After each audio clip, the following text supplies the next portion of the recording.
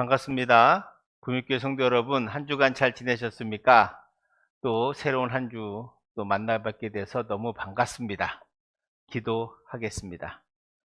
사랑의 하나님 감사합니다. 지혜 주셔서 하나님 말씀을 잘 배우고 듣고 깨닫게 하여 주옵소서. 가르치는 이나 듣는 이 모두가 주의 은혜를 받게 하여 주옵소서. 예수님 이름으로 기도합니다. 아멘. 오늘은 이제 기독론 네 번째 시간, 우리 주님의 친구들 세 번째 시간을 가지려고 합니다. 자, 제가 다시 한번 복습을 할게요. 예수 그리스도. 처음에 우리가 배웠던 것이 뭐냐? 처음에 메시아에 대해서 배웠습니다. 그 다음에 그리스도에 대해서 배웠죠. 그리고 지난 시간에 인자에 대해서, 그리고 하나님의 아들에 대해서 배웠습니다. 이게 다 뭐냐? 이게 예수님을 부르는 칭호들이다라는 거예요. 예수님을 메시아라고 부르기도 하고, 그리스도라고 부르시고, 인자라고 부르기도 하고, 하나님의 아들이라고 부르기도 하죠. 자, 이렇게 부릅니다. 제가 마태복음 16장 16절 말씀, 베드로가 고백한 주는 그리스도시요 살아계신 하나님의 아들입니다 라고 할 때, 우리가 이제 그리스도도 배웠고 하나님의 아들도 배웠어요. 오늘은 주에 대해서 이제 공부를 하려고 합니다. 주님 할 때 주. 사전적 의미로 헬라어는 키리오스라고 말하는데, 키리오스라고 존경받거나 권력을 행사하는 사람을 말할 때 주라고 합니다.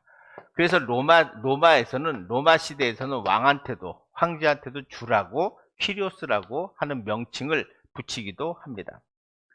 자, 구약에서는 하나님을 부르는 데 있어 영광과 위엄을 나타내는 명칭입니다. 특별히 구약 성서에서 이스라엘 사람들은 하나님의 이름을 부르지 못했습니다. 하나님의 이름이 야훼인데, 야훼라는 말을 감히 부를 수 없어서 그 모음만 따가지고 아도니아라고 불렀어요. 아도니아를 헬라어로 번역한 말이 주입니다. 주. 바로 퀴리오스라고 하는 말이죠. 이 주라고 하는 말은 그리스도의 신성을 잘 나타내고 있습니다. 이 주는 특별히 뭐예요? 하나님과의 동등함을 강조하고 있습니다. 즉 삼일체 하나님, 한 분으로서의 하나님을 우리에게 말해주고 있는 거죠.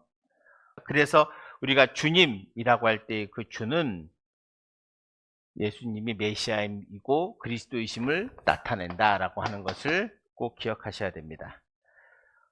초대교회가 주라고 하는 말을 사용했고, 특별히 사도 바울이 이 말씀을 아주 잘 사용하고 있습니다. 사도 바울은요, 예수님의 주되심을 강조하고 있습니다. 그가 전하는 복음이 무엇인지 고린도 후서 4장 5절 말씀을 보도록 하겠습니다. 우리는 우리를 전파하는 것이 아니라 오직 그리스도 예수의 주되신 것과 또 예수를 위하여 우리가 너희의 종된 것을 전파함이라. 이 고린도 후서 4장 5절에서 우리가 전하는 게 뭐냐면 오직 그리스도 예수의 주되신 것과, 자, 예수의 주되신 것과 라고 하는 것이에요. 예수님의 주되신 것을 전한다는 말이 무슨 말입니까? 저는 이것이 복음의 핵심이라고 하는 거지, 복음의 핵심이라고 하는 거예요. 왜?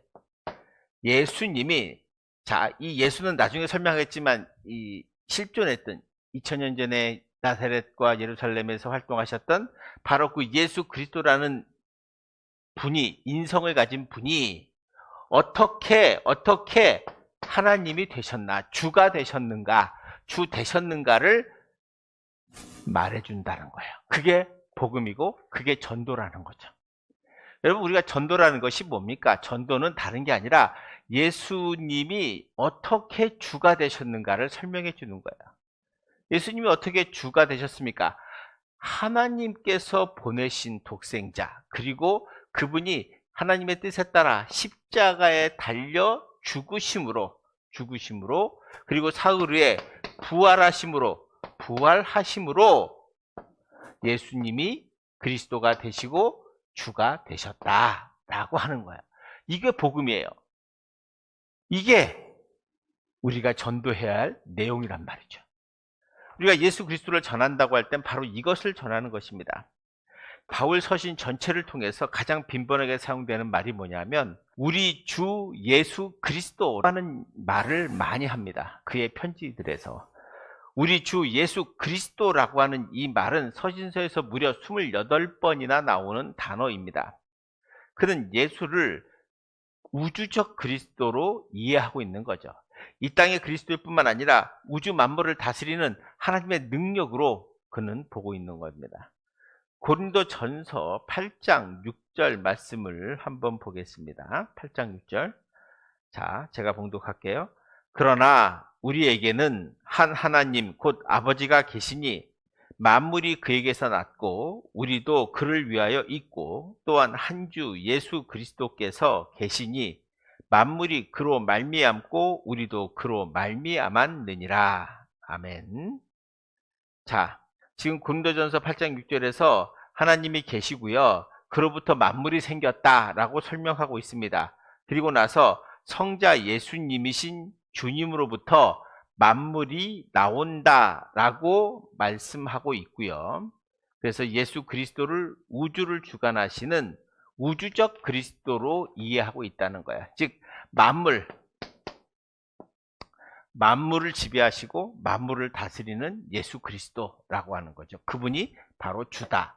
예수를 주라고 고백하는 것은 그의 권능이 신적이라는 것을 인정하는 동시에 그의 본체가 신이라고 하는 하나님이라고 하는 것을 고백하는 것입니다. 그래서 바울은 예수를 주로 믿어야 한다라고 말하고 있는 거죠. 자, 로마서 10장 9절, 로마서 10장 9절 10절 말씀을 한 번 더 보겠습니다. 자, 내가 만일 내 입으로 예수를 주로 시인하며 또 하나님께서 그를 죽은 자 가운데서 살리신 것을 내 마음에 믿으면 구원을 받으리라. 사람이 마음으로 믿어 의에 이르고 입으로 시인하여 구원에 이르느니라. 아멘. 오늘 이 말씀이 바로 그거죠. 우리가 우리 입으로 주님을 시인해야 하고요. 하나님께서 그를 죽인 자 가운데서 살리신 것을 내 마음에 믿으면 구원을 받으리라. 그래서 예수님을 주라고 고백해야 한다는 거예요. 그래서 예수님이 주 되심은 얼마나 중요한가를 우리가 배우게 됐죠. 그래서 주는 예수님의 신성과 그리고 하나님과의 동등함을 우리에게 잘 보여주고 있는 말이다라고 하는 것을 이제 기억하고 공부했습니다. 잊지 마시기 바랍니다. 고난의 종, 하나님의 종.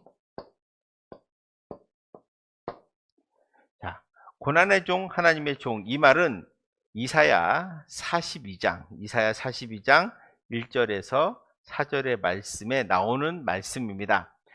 이사야 42장 1절에서 4절까지 말씀을 한번 볼게요. 내가 붙드는 나의 종, 내 마음에 기뻐하는 자, 곧 내가 택한 사람을 보라. 내가 나의 영을 그에게 주었은즉 그가 이방의 정의를 베풀리라. 그는 외치지 아니하며 목소리를 높이지 아니하며 그 소리를 거리에 들리게 하지 아니하며 상한 갈대를 꺾지 아니하며 꺼져가는 등불을 끄지 아니하고 진실로 정의를 시행할 것이며 그는 쇠하지 아니하며 낙담하지 아니하고 세상에 정의를 세우기에 이르리니 섬들이 그 교훈을 앙망하리라. 이사야 42장 1절 4절의 말씀을 제가 금방 읽었는데요. 이것이 바로 고난받는 종, 주의 종의 모습입니다. 자, 그런데 이것을 마태복음 12장 17절에서 보시면 마태복음 12장 17절에서 21절의 말씀을 보시면 마태가요. 지금 제가 읽은 이사야 42장 1절 3절의 말씀을 인용하고 있습니다. 자, 17절 보시면 마태복음 12장 17절에 이는 선지자 이사야를 통하여 말씀하신 바 보라 내가 택한 종 곧 내 마음에 기뻐하는 바 내가 사랑하는 자로다. 내가 내 영을 그에게 줄 터이니 그가 심판을 이방에 알게 하리라. 그는 다투지도 아니하며 들레지도 아니하리니 아무도 길에서 그 소리를 듣지 못하리라. 상한 갈대를 꺾지 아니하며 꺼져가는 심지를 끄지 아니하기를 심판하여 이길 때까지 하리니 또한 이방인들이 그의 이름을 바라리라 함을 이루려 함이니라. 아멘. 자, 지금 마태가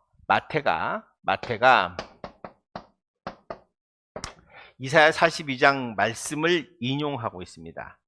인용하면서 예수님의 생애가, 여러분 마태복음 사복음서 쓴 것은 나중에 예수님께서 부활승천하신 다음에 초대교회가 이루어진 다음에 자기가 과거를 되돌아보면서 내가 만난 예수 그리스도가 이런 분이었구나 라는 것을 마태가 그리고 있거든요.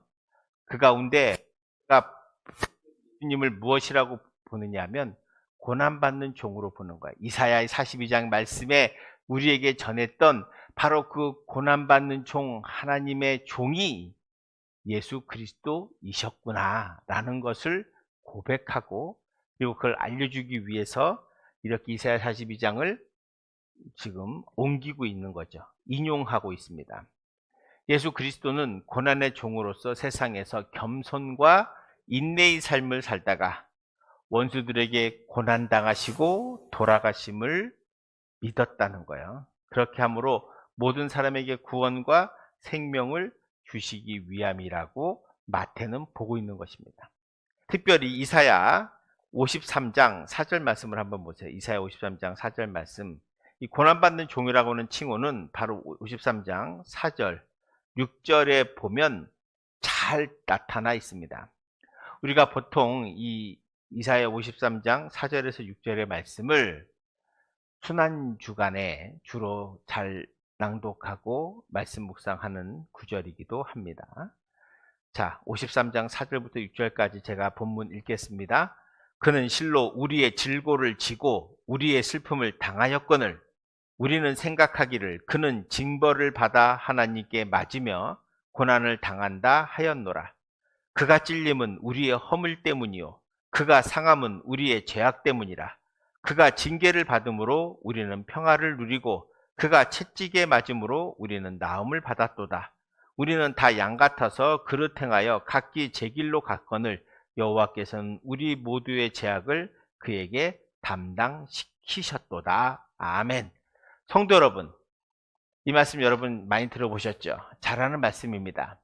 여기의 핵심이 뭡니까? 바로 이 땅에 오셔서 십자가에 고난당하실 것을 예언하는 본문입니다. 예수님을 고난의 종이라고 부르는 이 칭호가 왜 중요하냐? 이것은 바로 론적 심판과 구원과 깊은 연관이 있기 때문입니다. 심판과 그리고 구원이라고 하는 거대한 드라마에 고난받는 종의 의미가 있어요.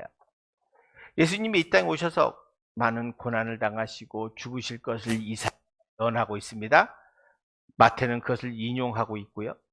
그리고 마태가 보기에는 예수님은 바로 이사야가 말했던 고난받는 종의 표상이에요.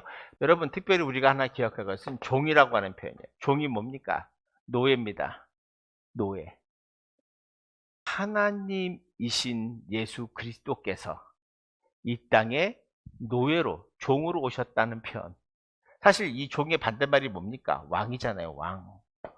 왕으로 오신 분인데 이 왕의 모습이 우리 인간의 생각과 정반대라고 하는 사실을 잘 보셔야 합니다.